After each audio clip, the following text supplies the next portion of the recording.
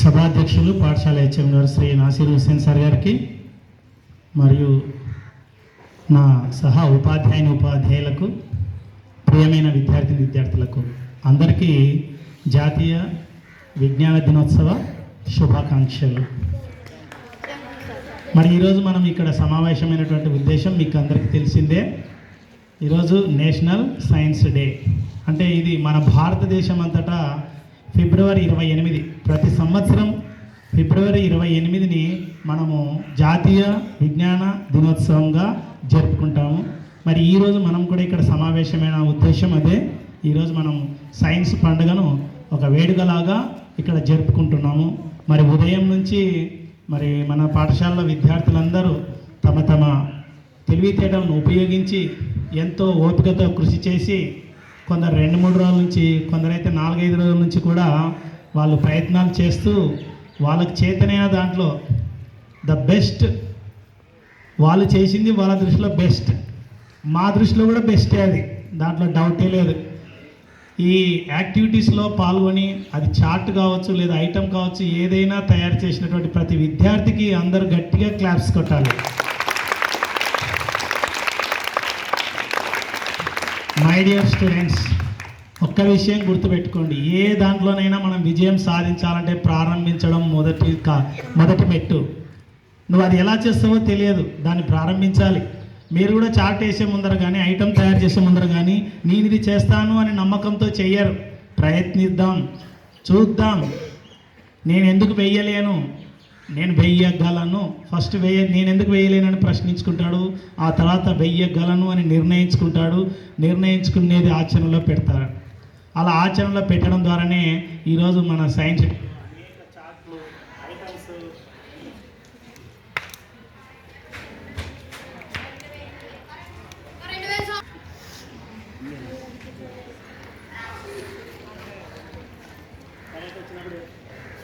అనేక చార్ట్లు, ఐటమ్స్ చాలా బాగా తయారు చేసి పెట్టారు. అవి వచ్చేసి బయాలజికల్ సైన్స్ అయితేనేమి, కెమిస్ట్రీ అయితేనేమి, ఫిజికల్ సైన్స్ అయితేనేమి, వొకేషనల్ అయితేనేమి, ఏ దాంట్లోనైనా చూసిన ప్రతి ఐటమ్ నాకైతే చాలా చాలా సంతోషం కలిగించింది.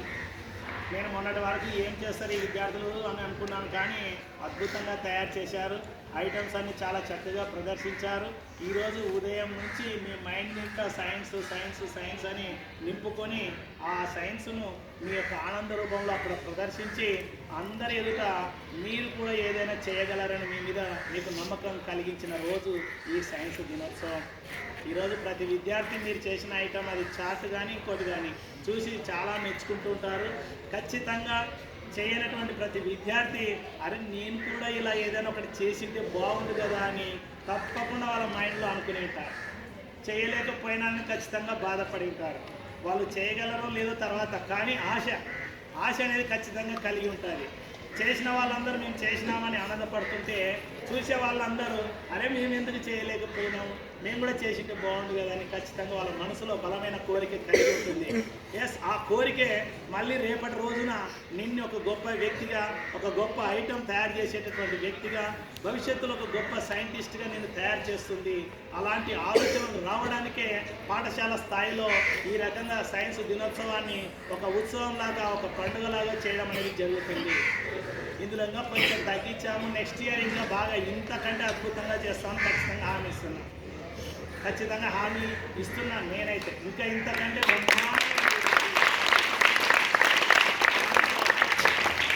ఏమాత్రం అనుమానం లేదు. సైన్స్ టీచర్స్గా మా పని ఇది. మాకు సంవత్సరానికి వచ్చే ఒకే ఒక అవకాశం సైన్స్ దినోత్సవం. మరి మా సైన్స్ ఏంటనేది పాఠశాల మొత్తం చూపించడానికి ఒక గొప్ప అవకాశంగా ఫీల్ అవుతాం. ఖచ్చితంగా సైన్స్ దినోత్సవాన్ని ఇంతకన్నా ఇంకా బాగా చేస్తామని ఖచ్చితంగా హామీ ఇస్తున్నాను. ఈ హామీ ఎవరి మీద నమ్మకంతో ఇస్తున్నామో నమ్మకంతోనే. మా నమ్మకం అంటే మీరే, మా విద్యార్థులే మా నమ్మకం. సో మీరు ఈరోజు ప్రయత్నించినటువంటి ఈ ప్రయత్నం భవిష్యత్తులో ఖచ్చితంగా ఇంకా ఇంతకంటే బాగా సైన్స్ దినోత్సవాన్ని జరుపుకుంటామని హామీ ఇవ్వడానికి నాకు ఉపయోగపడింది ఎవరంటే మీరే.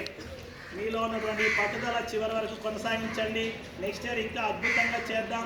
ఎప్పుడు కూడా ఏదైనా చెయ్యాలి అంటే ఆ డేకు 1 రోజు 2 రోజుల ముందర ప్రయత్నించడం కాదు. ఈ రోజు నువ్వు చూసినావు, నీ మైండ్లో ఈరోజు ఒక ఆలోచన వచ్చింది. ఆ ఆలోచన ఈ రోజు నుంచి నెక్స్ట్ సైన్స్ డే లోపల నేను ఏం చేయగలనని ప్రతిరోజు నిన్ను నువ్వు ప్రశ్నించుకోవాలి. నీకు ఏదైనా ఒక చేయగలనని ఒక ఆశ, కోరిక కలిగిందంటే దాన్ని ఎలా చేయాలని నువ్వు అన్వేషించాలి. ఆ అన్వేషించిన దాన్ని చివరి వరకు నువ్వు కంప్లీట్ చేసేంత వరకు దాన్ని పట్టుదలతో కృషి చేసి పూర్తి చేసినావంటే మళ్ళీ నెక్స్ట్ ఇయర్ 2027 ఫిబ్రవరి 28న నీ ఐటమ్ మళ్ళీ మన సైన్స్ డేలో ఖచ్చితంగా కనిపిస్తుంది. అది కూడా అందరి మెప్పును పొందుతుంది. మరి ఆ రకంగా ఇప్పటి నుంచే మీ యొక్క ఆలోచనలు పెంచుకుంటారా? అలాగా రైట్, అలాగా పెంచుకోవాలి ప్రతిరోజు. తర్వాత ఇప్పటి నుంచి మీరు చూసింటారు, ఈ చూసింది ఏం చేయాలి? ప్రతిరోజు మీకు సైన్స్ పీరియడ్లు వస్తుంటాయి. ఆ సైన్స్ పీరియడ్లో మేము చెప్తుంటాం, ఇవి చేయొచ్చు, ఇలా చేయొచ్చు, ఇలా చేయొచ్చు అన్నప్పుడు నీకు ఎక్కడైనా సరే ఇది నేను చేస్తే బాగుంటుంది అని అనిపిస్తుందో అప్పుడు దాన్ని ఖచ్చితంగా కొనసాగించడానికి ప్రయత్నించు. నీకు మేము సహకారం అందించడానికి సైన్స్ టీచర్లు అందరం ఎప్పుడు రెడీగా ఉంటాం. తప్పకుండా ఎలాంటి సహాయ సహకారాలైనా అందిస్తాము. మరి అది నెక్స్ట్ టైం 1 కాదు 2 కాదు, సార్ నేను 10 చేసి పెడతా సార్, నాకు 10 ఐటమ్స్ రావచ్చు సార్ అంటే 10 ఇస్తాం. 20 చేస్తా సార్ అంటే 20 ఇస్తాం. ఒక రూమ్ అంతా చేసి పెడతా సార్ నేను ఐటమ్స్, మేము చేసినట్టు మీకు ల్యాబ్లో పెట్టుకొని మాకు ఇంట్లో పెట్టుకోవడానికి లేదు, హాస్టల్లో పెట్టుకోవడానికి లేదంటే మీకు ల్యాబ్లో పెట్టిస్తాం. మీ ఐటమ్స్ అన్నీ ఒక రూమ్ నిండా పెట్టినామంటే ఆ రోజు మీ గురించే పేపర్లో ఫోటో వచ్చేలాగా చేస్తాం. పలానా విద్యార్థి సైన్స్ దినోత్సవం రోజున పలానా స్కూల్లో ఇన్ని ఐటమ్స్ తయారు చేసి పెట్టినాడంట అని చేద్దామా? మరి అలాగా చేద్దామా? చేద్దాం. మరి మీ యొక్క ప్రయత్నంలో కొందరు ఫెయిల్ అయింటారు, చింతించకండి. ఖచ్చితంగా మనము ఏదో ఒక రోజు సక్సెస్ అవుతాం. మరి థామస్ ఆల్వా ఎడిసన్ బల్బు కనిపెట్టినాడు. బల్బు కనిపెట్టడానికి 1000 సార్లు ఆయన చేసిన ప్రయత్నం ఓడిపోయినాడు. ప్రయత్నంలో 1001సారి కనిపెట్టాడు.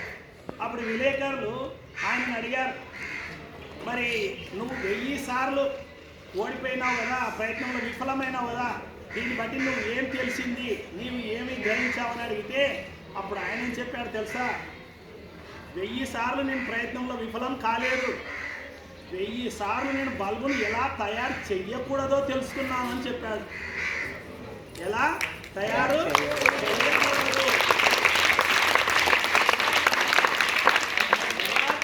చెయ్యకూడదు, అని 1000 సార్లు తెలుసుకున్న తర్వాత నాకు అర్థమైంది, ఇప్పుడు నేను బల్బు తయారు చేయగలిగాను అని చెప్పాడు అనమాట. అంటే అంతటి గొప్ప మేధావులు సైంటిస్టులే ఎన్నోసార్లు తమ ప్రయత్నంలో విఫలం అవుతూ ఉంటారు. మనం విఫలం కావడం సహజం. అయితే ఆయన తన ప్రయత్నాన్ని విరమించుకోలేదు. 1000 సార్లు సరే తన ప్రయత్నాన్ని విరమించుకోకుండా 1000 సార్లు తాను ప్రయత్నంలో ఫెయిల్ అయినా సరే దాన్ని కొనసాగించి 1001సారి తాను ప్రయత్నం చేసి సక్సెస్ అయి బల్బు కనిపెట్టాడు. కాబట్టి విద్యార్థులారా, మీరు కూడా మనం ఏదైనా ప్రయత్నం చేసేటప్పుడు దాంట్లో కొంచెం ఫెయిల్ అయినామంటే ఇది నాకు రాదులేని పక్క పెడుతుంటాం. అలా పక్క పెట్టినట్లయితే ఈరోజు సైన్స్ ఇంత అభివృద్ధి చెందేది కాదు. ప్రతి సైంటిస్టు ఒకేసారికే కొత్త విషయాన్ని కనిపెట్టిన సైంటిస్ట్ ఇంతవరకు ఈ భూమి మీద ఎవ్వరూ లేరు. ప్రతి సైంటిస్టు ఎన్నోసార్లు ఫెయిల్ అయ్యి మరి చివరికి కనిపెట్టారు. అంటే ఎన్నిసార్లు ఫెయిల్ అయినా సరే దాన్ని విడిచిపెట్టకుండా మళ్ళీ దాని మీద ఇంకా బెటర్గా ప్రయత్నం చేసినప్పుడు మాత్రమే వాళ్ళకు కొత్త విషయాన్ని కనిపెట్టి సైంటిస్టులుగా తయారైనారు. మరి ఈరోజు మనం ఆ సైంటిస్టులు కనిపెట్టినటువంటి అనేక విషయాలను ఉపయోగించుకొని ఈరోజు సుఖవంతమైనటువంటి జీవితాన్ని గడుపుతున్నాము. కాబట్టి ఈరోజు మనం ఈ రకంగా సుఖంగా గడుపుతున్నామంటే కారణం సైంటిస్టులే. మరి ఈరోజు మనం సైన్స్ దినోత్సవాన్ని జరుపుకోవడానికి ప్రధానమైన కారణం ఎవరు? CV Raman. Sir CV Raman. Sir అనేది బిరుదు. Sir CV Raman. ఆయన రామన్ ఎఫెక్ట్ను ఫిబ్రవరి 28వ తారీఖున కనుగొనడం జరిగింది. అది సైంటిస్టులు అందరూ అంగీకరించడం జరిగింది. ప్రపంచంలో ఎవరికి తెలియనటువంటి ఒక గొప్ప విషయాన్ని అంతవరకు డైరెక్ట్గా ఆకాశం నీలమైన పడడం వల్ల మనకు సముద్రంలో నీరంతా నీలం రంగులో కనిపిస్తుంది అని అనుకుంటున్నారు. అది కాదు, కాంతి అనేది నీటి బిందువుల పైన ఎక్కడైనా పడినప్పుడు విక్షేపణం చెందడం వల్ల ఆ రకంగా నీలి రంగుగా కనిపిస్తుందని ఆయన కనిపెట్టినాడు. అది ప్రపంచంలో ఉన్నటువంటి మేధావులు అనేక మంది ఉన్నా ఎవ్వరు కనిపెట్టలేనిది మన భారతదేశానికి చెందినటువంటి సార్ సివి రామన్ గారు కనుగొన్నారు. అందుకే మన భారతదేశం అంతటా, అంతేకాకుండా ఆయన కనిపెట్టడం వల్ల ఆయనకు నోబెల్ శాంతి బహుమతి అనేది ఇవ్వడం జరిగింది. ప్రపంచంలో అత్యంత గొప్పదైనటువంటి అవార్డు ఏదైనా ఉంది అంటే అది నోబెల్ బహుమతి. ప్రపంచంలో సంవత్సరానికి ఒక్కసారి ఇస్తారు. ప్రపంచంలో ఎన్నో దేశాలు, ఆ దేశాలలో ఎన్నో కోట్ల మంది ప్రజలు, అందులో ఎంతోమంది సైంటిస్టులు, మరి వాళ్ళందరూ ఎన్నో విషయాలు కనిపెడుతుంటారు. అందులో ఏదైతే అన్నిటికంటే ఉత్తమమైనది అయి ఉంటుందో ఆ ఉత్తమమైనటువంటిది ఎవరైతే ఏ సైంటిస్ట్ అయితే కనుగొన్నాడో అలాంటి సైంటిస్టుకు నోబెల్ బహుమతి ఇవ్వడం అనేది జరుగుతుంది. సో ప్రపంచంలో ఉన్నటువంటి అందరూ మేధావుల కన్నా సార్ సివి రామన్ గారు కనిపెట్టినటువంటి ఈ రామన్ ఎఫెక్ట్ అతి గొప్పదైనందువలన మరి ఆయనకు నోబెల్ శాంతి బహుమతి ఇవ్వడం జరిగింది. మరి ఈ నోబెల్ శాంతి బహుమతి మన భారతదేశం నుంచి మొట్టమొదటిసారిగా సైన్స్ రంగంలో నోబెల్ శాంతి బహుమతి పొందిన మొట్టమొదటి వ్యక్తి సార్ సివి రామన్. ఒక్క భారతదేశమే కాదు, ఆసియా ఖండం, మన ఆసియా ఖండంలో అనేక దేశాలు ఉన్నాయి. ఈ ఆసియా ఖండంలో ఉన్నటువంటి మొట్టమొదటి నోబెల్ శాంతి బహుమతి పొందింది ఎవరు కూడా అంటే మనకు సార్ సివి రామన్ గారు.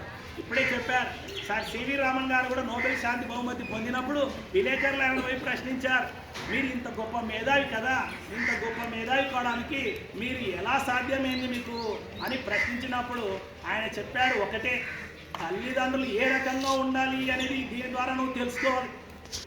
ఎలా ఆయన చెప్పాడు, నేను ఈ రకంగా కావడానికి ప్రధానమైన కారణం మా అమ్మ అని చెప్పాడు.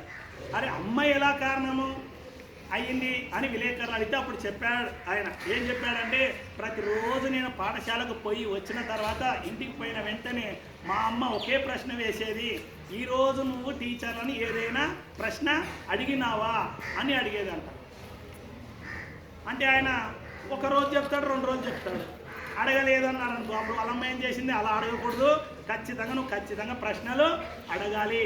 నీకు ఎక్కడ ఏ అనుమానం వచ్చినా నువ్వు టీచర్లని ఎప్పుడైతే ప్రశ్నిస్తావో అప్పుడు ఆ టీచర్లు నీ ప్రశ్నకు సమాధానం చెప్తారు, అప్పుడు నువ్వు గొప్ప మేధావి అవుతావు అని చెప్తే అలాగే ఆయన కొనసాగించడం జరిగింది. ప్రతిరోజు ఇలా వాళ్ళ అమ్మ అడగడం వల్ల పాఠశాలకు పోయినప్పుడల్లా ఆయన ఎక్కడ ఏ సబ్జెక్టులో ఏ అనుమానం ఉన్నా వెంటనే టీచర్లను అడిగి మరి వాటికి సమాధానం రాబట్టడం వల్ల ఆయన లోపల ఉన్నటువంటి నాలెడ్జ్ పెరగడం జరిగింది. అలా పెరిగినటువంటి నాలెడ్జ్ మరి ఈరోజు నోబెల్ శాంతి బహుమతి పొందేంత గొప్ప శాస్త్రవేత్తను కాగలిగాను అని చెప్పాడు. వాళ్ళ అమ్మగారికి అందరూ గట్టిగా క్లాప్స్ కొట్టాలి. మరి తల్లిదండ్రులంటే అలా ప్రోత్సహించాలి పిల్లలు. మరి ఆ అమ్మ ప్రోత్సాహం వలన మరి అలాగే వాళ్ళ నాన్నగారు టీచరు, ఆయన మ్యాథ్స్లో సైన్స్లో చాలా ఇంట్రెస్ట్, ఆయన ద్వారా సైన్స్ పట్ల మక్కువ ఎక్కువగా పెంచుకొని అనేక విషయాలు కనుగొని సైంటిస్ట్ కావడానికి ఉపయోగపడింది.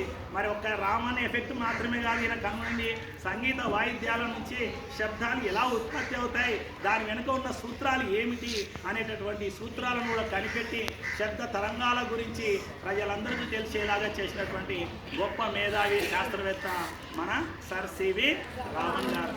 ఇలా ఆయన కనిపెట్టినటువంటి విషయము నోబెల్ బహుమతి రావడానికి కారణమైంది. అంతేకాదు మన భారతదేశం అంతటా అందరూ గర్వపడేటటువంటి ఒక గొప్ప వ్యక్తిగా ఆయన నిలబడగలిగినాడు. ఎందుకంటే అంతవరకు భారతదేశంలో ఎవరికి సైన్స్ రంగంలో అది నోబెల్ బహుమతి అనేది రాలేదు. అంతవరకు మన భారతదేశంలో మరి సైంటిస్టులు లేరా అంటే ఉన్నారు. మరి సైన్స్ రంగంలో అనేక మంది కృషి చేస్తున్నారు. మరి ఆయనకే వచ్చింది అంటే ఆయన రావడం వల్ల ఏమైంది, తర్వాత అనేక మందికి మరి సైంటిస్టులుగా ఎదగడానికి ప్రేరణ కలిగింది. ఆయన జీవితాన్ని ఆదర్శంగా తీసుకొని ఆయనలాగా ప్రయత్నాలు చేసి ఎన్నో కొత్త విషయాలను కనిపెట్టి సైంటిస్టులుగా ఎదిగి సమాజానికి ఉపయోగపడినటువంటి గొప్ప వ్యక్తులు ఎందరో ఉన్నారు. మరి సైన్స్ అనేటటువంటిది మన జీవితంలో ఒక భాగం. లేచినప్పటి నుంచి నిద్రపోయేంత వరకు సైన్సే, ప్రతిదీ సైన్సే ఉంటుంది. ఇప్పుడే సార్ చెప్పాడు, ఇక్కడ ఏమన్నా ఉందంటే ఏం లేదన్నారు. ఏం లేదు అనుకోండి, ఏం లేకుండా ఎక్కడ ఉండదు. ఇక్కడ ఏముంది అంటే గాలితో నింపబడి ఉంది. ఈ రకంగా ప్రతిదీ మనం తాగే నీరు సైన్స్, తినే ఆహారం సైన్స్, ప్రతిదీ సైన్స్తోనే ముడిపడి ఉంది. ఈ సైన్స్ అభివృద్ధి చెందడం వల్లనే ఈరోజు మనం అనేక సుఖాలను అనుభవిస్తూ ఉన్నాం. ఉదాహరణకు మొట్టమొదట మనకు వచ్చేసి 16వ శతాబ్దం వరకు కూడా అంధయుగం అని అన్నారు. సైన్స్ అంతవరకు అభివృద్ధి చెందలేదు. సైంటిస్టులు ఎవరైనా కనుగొంటే కూడా గతంలో రాళ్లతో కొట్టి వాళ్ళని తరిమేసేవాళ్ళు, బహిష్కరించేవాళ్ళు, అనేక హింసలకు గురి చేసేవాళ్ళు. ఎందుకు? అప్పుడు మన దేశంలోనే ప్రపంచవ్యాప్తంగా మూఢనమ్మకాలు ఎక్కువ, మత సాంప్రదాయాలు కొన్ని ఈ సైన్స్కి వ్యతిరేకంగా ఉంటాయి. వాళ్ళ మత ప్రబోధకులు ఏం చేస్తారు, వాళ్ళ యొక్క విలువ తగ్గిపోతుందని వీళ్ళు కనిపెట్టినటువంటి విషయాలను బయటికి రానియకుండా చేసి సైన్స్ను డెవలప్ కాకుండా చేశారు. కానీ ఒక్కటి గుర్తుపెట్టుకోండి, సైన్స్ ఎప్పుడు సత్యం, ఇది ఎప్పుడు గెలుస్తుంది. ఈ రోజు ఓడిపోవచ్చు, రేపు ఓడిపోవచ్చు, ఎల్లుండి ఓడిపోవచ్చు, కానీ ఏదో ఒక రోజు సత్యం అనేది నిలబడుతుంది. ఆ రకంగా సత్యం అనేది నిలబడడం వలనే మరి 16వ శతాబ్దం తర్వాత నుంచి సైన్స్ అనేది బాగా అభివృద్ధి చెందడం జరిగింది. సైంటిస్టుల వల్ల మనం పొందిన సుఖాలు చెప్పాలంటే, ఎప్పుడైతే ఒక నిప్పు రవ్వ కనిపెట్టడం జరిగిందో, నిప్పు ద్వారా ఎన్నో విషయాలు మనం లాభాలు పొందగలిగినాం. అగ్గిపుల్ల దగ్గర నుంచి రాకెట్ వరకు కనుగొన్నటువంటి ప్రతి చిన్న వస్తువు నుంచి పెద్ద వస్తువు వరకు అన్ని కనుగొన్నది సైంటిస్టులే. ప్రతి చిన్నది మనకు ఉపయోగపడుతుంది, పెద్దది ఉపయోగపడుతుంది. సూది లేకుండా మనం బట్టలు కుట్టుకోలేము, అవునా కదా? మరి ఇంత దగ్గర నుంచి తర్వాత రాకెట్లను ప్రయోగించి అంతరిక్షంలో కూడా అనేక విషయాలు తెలుసుకోగలుగుతున్నాము. ఇలా చెప్పుకుంటూ పోతే సైన్స్ లేకుండా మన జీవితమే లేదు. మరి అలాగే అనేక రకాలైనటువంటి రోగాలతో గురి అయ్యేటటువంటి ప్రజలందరూ కూడా చనిపోకుండా వాటికి మందులను కనిపెట్టి టీకాలను కనిపెట్టినటువంటి సైంటిస్టులు గొప్ప గొప్ప మేధావులు ఉన్నారు. మరి ఒకప్పుడు మసూచి వ్యాధితో ప్రపంచవ్యాప్తంగా కొన్ని వేల మంది, కోట్ల మంది చనిపోవడం జరిగింది. అలా అప్పుడు ఒక సైంటిస్ట్ వచ్చేసి ఆ మసూచి వ్యాధికి మందు కనుగొనడం ద్వారా, ఆ టీకాను ఉపయోగించుకోవడం ద్వారా ప్రజలందరూ సుఖపడడం జరిగింది. ఈ రోజు మనం అనేక రకాలైనటువంటి రోగాలకు గురి అయినా మనం వెంటనే ఎక్కడికి పోతున్నాము? డాక్టర్ దగ్గరికి పోతున్నాం. డాక్టర్ రాస్తున్నాడు మందు, ఆ మందు ఆ వ్యాధికి పనిచేస్తుందని కనిపెట్టిన వాళ్ళు ఎవరు? సైంటిస్టులు. అయితే సైంటిస్టులు వాళ్ళు గొప్ప మేధావులే కాదు, గొప్ప మనసు ఉన్నటువంటి వారు కూడా. ఎందుకంటే వాళ్ళు కనుగొనింది వాళ్ళతో పెట్టుకోలేరు, సమాజంలో అందరికీ ఉపయోగపడాలని సమాజానికి పంచినారు. దానివల్ల ఏమవుతుంది, ఇప్పుడు ఉదాహరణకు పోలియో చుక్కలు వేసుకున్నట్లయితే కుంటి అవిటితనం లేకుండా ఇప్పుడు అందరూ ఆరోగ్యంగా ఉండగలుగుతున్నారు. అది కనిపెట్టింది ఒక సైంటిస్ట్.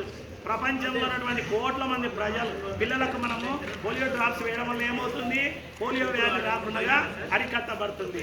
ఈ రకంగా సైంటిస్టులు మన ఆరోగ్యానికి సంబంధించినటువంటి అనేక విషయాలు కనిపెట్టిన సైంటిస్టులు ఉన్నారు. మన నిజ జీవితంలో రోజు ఉపయోగపడేటటువంటి సైకిల్ అయితే, స్కూటర్ అయితే, బైక్ అయితే, బస్సు అయితే, కార్ అయితే, విమానం అయితే, ఇవన్నీ కనిపెట్టింది ఎవరు? సైంటిస్టులు. మరి ఇవన్నీ కనుగొనడం ద్వారా మనం ఎంత బాగా వాటిని ఉపయోగించుకొని సుఖంగా జీవించగలుగుతున్నాం కదా. మరి శబ్దాలను కనిపెట్టడం, రేడియోను కనిపెట్టినారు. రేడియో తర్వాత టేప్ రికార్డ్ వచ్చింది, టేప్ రికార్డ్ తర్వాత టీవీ వచ్చింది, టీవీ తర్వాత ఇప్పుడు కంప్యూటర్ వచ్చింది, కంప్యూటర్ తర్వాత ఏమొచ్చింది? Cell phone. ఒకప్పుడు రేడియో ఎక్కడో పాట పెడితే ఇక్కడ విని సంతోషించే వాళ్ళం. ఇక్కడ తాగిపోకూడదు, దీనికంటే నాకు పాట ఎప్పుడు కావాలంటే అప్పుడు వింటే బాగుంటుందని టేప్ రికార్డ్ కనిపెట్టినారు. టేప్ రికార్డ్ కనిపెట్టిన తర్వాత ఇంకో సైంటిస్ట్కి ఏమనిపించింది, అరే ఊరికే వినడం ఏదైనా చూస్తూ ఉన్నారు. టీవీ కనిపెట్టినారు, టీవీలో వచ్చింది, టీవీలో బొమ్మ చూస్తూ వినడం జరుగుతుంది. ఓకే, ఇక్కడే కాదు ఎక్కడ జరిగినా సరే ఇక్కడ కూర్చొని మనం చూడవచ్చు కదా అన్నప్పుడు లైవ్ ప్రోగ్రామ్స్ అనేటివి వచ్చినాయి. ఆ తర్వాత ఎప్పుడు కావాలంటే అప్పుడు మనం చూసుకోవచ్చు కదా అన్నప్పుడు కంప్యూటర్లు వచ్చినాయి. కంప్యూటర్ చాలా పెద్దది, నా జేబులో పెట్టుకుని ఒక వస్తువుని తయారు చేసుకుంటే బాగుంటుంది, దాన్ని ఎప్పుడు కావాలనుకుంటే అప్పుడు చూస్తే నాకు ఉపయోగపడాలి అన్నప్పుడు ఫోన్ కనిపెట్టారు. ఇలా ఎన్నో మార్పులు వచ్చినాయి సైన్స్లో. ఈ వచ్చినటువంటి మార్పులన్నీ కూడా మనము సుఖంగా జీవించడానికి ఉపయోగపడుతూ ఉన్నాయి. ఇలా చెప్పుకుంటూ పోతే సైంటిస్టులు కనిపెట్టినటువంటి విషయాలు చాలా ఉన్నాయి. చివరిగా ఒక విషయం మాత్రం చెప్పి ముగిస్తాను. మై డియర్ స్టూడెంట్స్, సైంటిస్టులు చాలా కనిపెట్టారు కదా, ఇక మేమేం కనిపెట్టడానికి లేదు అనుకుంటున్నారేమో, అది చాలా తప్పు.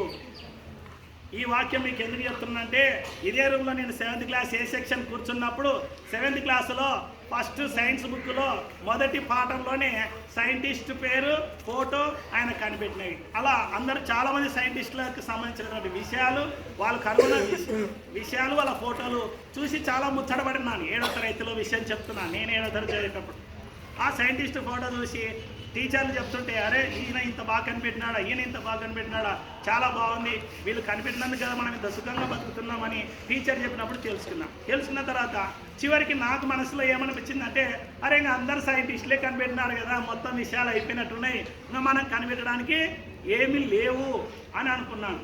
మరి అది నిజమా? అబద్ధం. కానీ మా టీచర్లకు అడగడానికి మాకు ధైర్యం లేదు. కానీ మీకు ఇచ్చాం మేము స్వేచ్ఛ, సంపూర్ణ స్వేచ్ఛ. చాలా ఉన్నాయి, గుర్తుపెట్టుకో, ఇంకా ఉంటాయి, ఎప్పటికీ ఉంటాయి. సైన్స్ అనేది అనంతం, అంతం లేదు దీనికి. ఎన్ని కనిపెట్టినా ఇంకా కనిపెట్టే విషయాలు చాలా ఉన్నాయి. ఇప్పుడు ఆల్రెడీ కనిపెట్టినది ఏదైనా ఉంటే దాంట్లోనే ఇంకా బెస్ట్గా ఇప్పుడు చెప్పాం కదా, రేడియోని మించి టేప్ రికార్డ్ వచ్చింది, టేప్ రికార్డ్ మించి టీవీ వచ్చింది, టీవీని మించి కంప్యూటర్ వచ్చింది, కంప్యూటర్ని మించి ఫోన్ వచ్చింది, cell phone, touch screen phone, ఇలా వచ్చినాయి. మరి అన్నీ ఒకే కేటగిరీకి చెందినవే, కానీ దాంట్లో ఇంకా బెస్ట్ వచ్చినాయి. కాబట్టి ఏమైనా విద్యార్థులారా, మిమ్మల్ని అందరూ నేను కోరుకునేది ఒకటే, సైన్స్కు సంబంధించి కనిపెట్టేటటువంటి విషయాలు చాలా ఉన్నాయి. మీరు కూడా ఎందులోనైనా సరే ఇంట్రెస్ట్ పెట్టి కనిపెట్టగలిగినట్లయితే మీరు కూడా గొప్ప మేధావులుగా, సైంటిస్టులుగా గుర్తింపు పొందుతారు. అలాంటి గొప్ప వ్యక్తులుగా ఎదగాలనే మేము ఈ సైన్స్ డేను ఒక పండుగలాగా జరుపుతున్నాము. మరి మీరు కూడా అలాంటి ఆలోచనలు కలిగి ఉండి మీరు కూడా ప్రయత్నించండి. నిన్న ఒక విద్యార్థి ఎవరు సామేలు వీళ్ళు డ్రోన్ తయారు చేయడానికి ప్రయత్నించినారు. అవన్నీ కొనుక్కొచ్చినారు, బ్యాటరీలు పెట్టినారు, అవి పెట్టినారు. ఆ చివరికి ఏమైంది, ఫెయిల్ అయింది. డ్రోన్ అంటే ఎగరాల, ఫెయిల్ అయింది. No problem. నీ ప్రయత్నం అనేది వెరీ వెరీ ఇంపార్టెంట్. సామేలు ఎవర్రా ప్రయత్నం చేసింది? స్టాండప్. సామేల్కు మహేష్కి ఇద్దరు గట్టిగా చేస్తారు.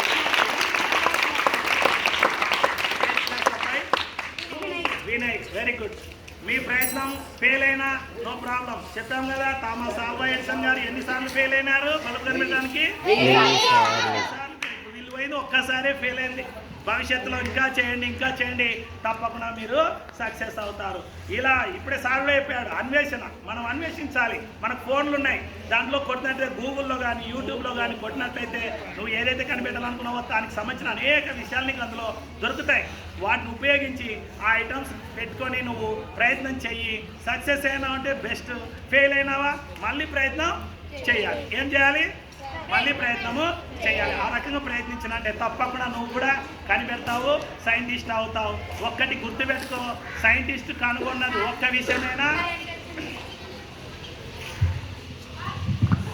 సైంటిస్ట్ కనిపెట్టినటువంటి విషయం ఒక్కటే అయినా ప్రపంచంలో ఉన్న కోట్ల మందికి ఉపయోగపడుతుంది.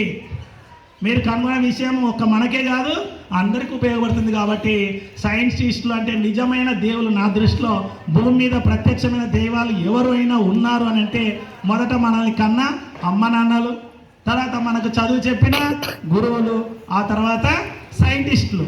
ఎందుకంటే వాళ్ళు కనిపెట్టినటువంటి అనేక విషయాలే మనకి ఈరోజు నిత్య జీవితంలో ఉపయోగపడుతున్నాయి. మనం సుఖంగా జీవించడానికి అవి ఉపయోగపడుతున్నాయి. మరి చివరిగా మనకు ఈరోజు ఉదయమే చూశాను ఒకటి, మీకు చాలా విషయాలు తెలియవు కానీ ఇస్రోకు వెళ్ళొద్దాం పదండి అని 9వ తరగతి విద్యార్థులకు ప్రభుత్వం అవకాశం కల్పిస్తున్నట్టు ఈరోజు ఈనాడు పేపర్లో వచ్చింది. మొన్న కూడా అసెంబ్లీ సమావేశాలు చూడడానికి కూడా అవకాశం కల్పించింది ప్రభుత్వం. ప్రస్తుతం ఉన్నటువంటి ప్రభుత్వాలు ఏవైనా సరే విద్యార్థులకు ఏం చేస్తే మేధావులుగా తయారవుతారు, వీళ్ళకి ఏమైనా అవకాశం ఇస్తే భవిష్యత్తులో మంచి మేధావులుగా తయారయ్యి సమాజానికి ఉపయోగపడేటటువంటి గొప్ప వ్యక్తులుగా ఎదుగుతారు, సమాజానికి ఉపయోగపడతారు. వారి ద్వారా సమాజంలో ఉన్న అందరూ ప్రజలు సుఖంగా జీవిస్తారు అనేటటువంటి ఆశయంతో ప్రభుత్వాలు ఇలాంటి పనులు చేస్తున్నాయి. ఇస్రో అంటే అంతరిక్ష పరిశోధనను పరిశీలించేటటువంటి కేంద్రాలు. అక్కడ సైంటిస్టులు ఉంటారు. 9వ తరగతి చదివే ప్రతి విద్యార్థి దీనికి అర్హుడే. అయితే వాళ్ళు ఒక టెస్ట్ కండక్ట్ చేస్తారు. ఆ టెస్టులో ఎవరైతే ఎక్కువ మార్కులు సంపాదించుకుంటారో ఆ విద్యార్థులకు ఇక్కడ చూడండి, బెంగళూరు, తిరువనంతపురం, శ్రీహరికోట, అహ్మదాబాద్, హైదరాబాద్, షిల్లాంగ్, జోధ్పూర్, డెహ్రాడూన్, మహేంద్రగిరి మొదలైనటువంటి అంతరిక్ష పరిశోధన కేంద్రాలలో సైంటిస్టులను కలిసి